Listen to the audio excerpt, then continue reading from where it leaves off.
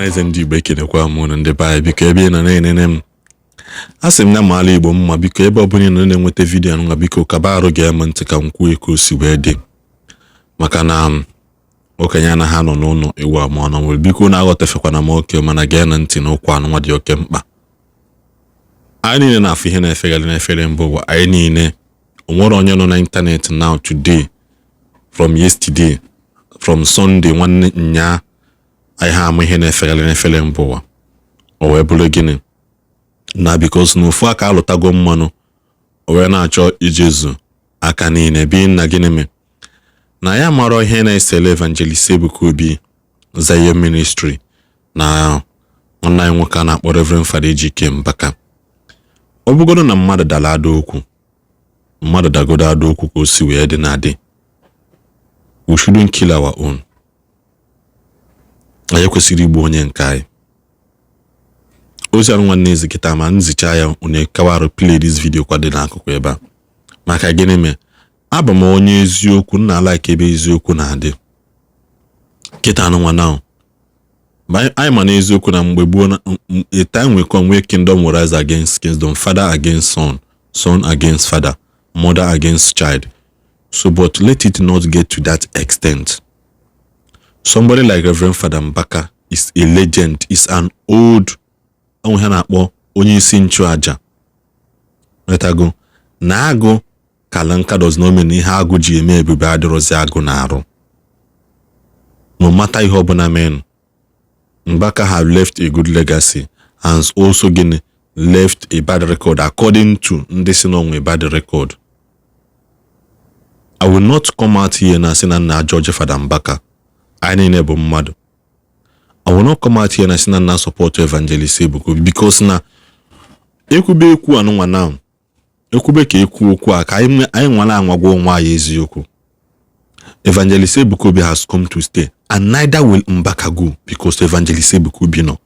It is not possible and it will never be possible. Zion has come to stay and adoration tomorrow will bet another people. Tomorrow now, tomorrow no work Evangelist Ebuka suye kanka. Another generation put now. Ihe anu eme Fada Mbaka with the same thing another generation game because change is constant. There is a transition of power from one person to another. The same thing during the time of Jesus and John the Baptist. There became a transition of power from John the Baptist to Jesus. That John the Baptist have to send a message to Jesus saying, are you still the Messiah or should we expect another? So bikonu the bye. Kaide bu onye nkai. Eziokwu na Fada Mbaka yes onwegolo track record mgbe okwulo na kwutere ya. Osuno Chukwu sile anya sai na nyasi aye na Buhari say prayer answer nya dele nya na Chukwu. Oskwan no boro Chukwu gwale nya dele nya na onwe ya. Mana oskwan no unu nwa na mgbe nya na Ohakem nwe problem asi na Ohakem ti Fada at the end of the day he later came out sekwa na Ohakem echiro Fada ire ihe. All those things we bolo gene okwu ekwulu ekwu. We should not conclude on that. Na mmadụ kwulu okwu si ofuchale fancha. Ofuchale fancha can be anybody.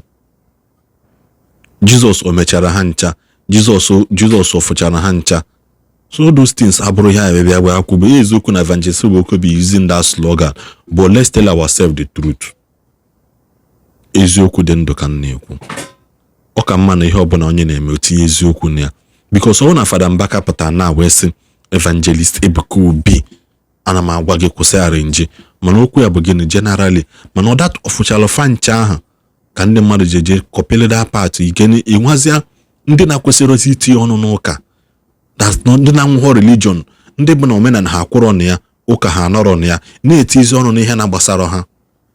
I'm talking this thing now like this because now I always say this, the eye of Eli is becoming dim.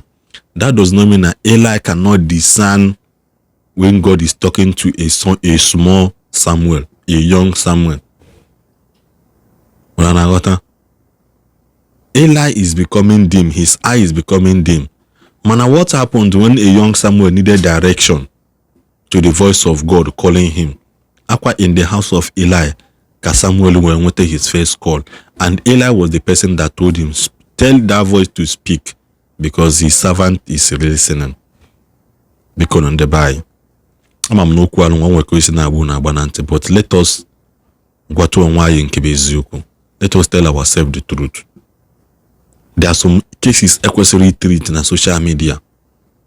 Ọ bụrụ na evangelist, because in ihe kwune ọ bụ na evangelist bụ bi na mfa na mbaka nwe problem, they should go there and sort it out.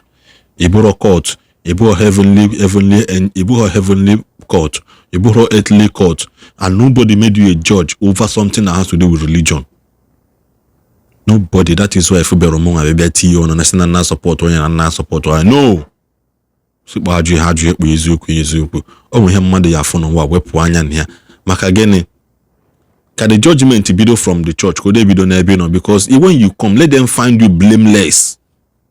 When the judgment come, let them find you gini blameless. Bikono do. Ama wanji ekwu okwu a tupu nweta video anụ.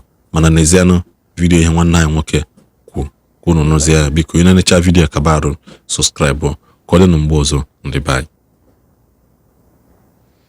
Zion we move. Brothers and sisters and fellow Zionites, I just finished Mass this morning and I decided to make this video, maybe for the first time. I have received so many phone calls and messages. Many of you are worried, many of you are complaining, many of you are bitter. But I want to tell you something. We are not fighting with anyone. Zion is not fighting with anyone. The evangelist Ebukobi is not fighting with anyone. Just know that. If anyone decides to fight Zion, if anyone decides to fight Evangelist Ebukobi, no, that's their business. But we are not fighting with anyone. I have this message for you. Please don't be distracted. Their aim is to distract you. You know we are into 21 days, right? We are into 21 days novena prayer. Please, don't allow them to distract you. There are so many things going on social media.